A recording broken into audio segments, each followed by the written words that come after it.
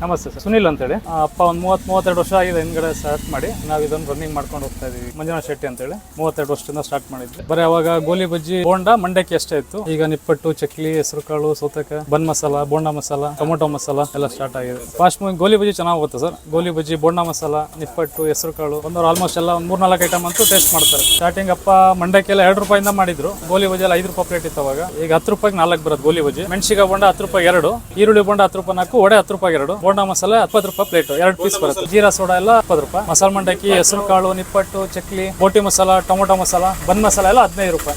ಒಂದು ಮೊದಲು ದಿನಸಿ ಅಂಗಡಿ ಇತ್ತು, ಅದು ಅನಿವಾರ್ಯ ಕಾರಣದಿಂದ ಸ್ವಲ್ಪ ವ್ಯಾಪಾರ ಲಾಸ್ ಆಗಿ ಅದಾದ್ಮೇಲೆ ಸ್ಟಾರ್ಟ್ ಮಾಡಿದ್ರು. ಸ್ಟಾರ್ಟಿಂಗ್ 170 ರೂಪಾಯಿ 50 ರೂಪಾಯಿ ವ್ಯಾಪಾರದಿಂದ ಈಗ ಅಂತ ತಂದಿದ್ದಾರೆ. ಅಂದ್ರೆ ನಂದು ಡಿಗ್ರಿ ಆಗಿದೆ ಸರ್, ಬಿಕಾಮ್ ಆಗಿದೆ. ಅಂದ್ರೆ ನಾನು ಎಲ್ಲ ಕಡೆ ಜಾಬ್ ಎಲ್ಲ ಅಪ್ಲೈ ಮಾಡಿದೆ, ಯಾಕೆ ಸರಿ ಆಗ್ಲಿಲ್ಲ. ನಮ್ದೇ ಇಷ್ಟು ವರ್ಷದಿಂದ ಅಪ್ಪ ಮಾಡ್ಕೊಂಡ್ ಬಂದಿರೋದನ್ನ ಮುಂದುವರ್ಸ್ಕೊಂಡು ಹೋಗೋಣ ಅನ್ನೋ ಉದ್ದೇಶಕ್ಕೆ sir Krishna cafe down, OP road, ಗೋಲಿ ಬಜ್ಜಿ ಕಾರ್ನರ್ ಅಂತ ಹೇಳಿದ್ರೆ ಯಾರು ಹೇಳ್ತಾರೆ.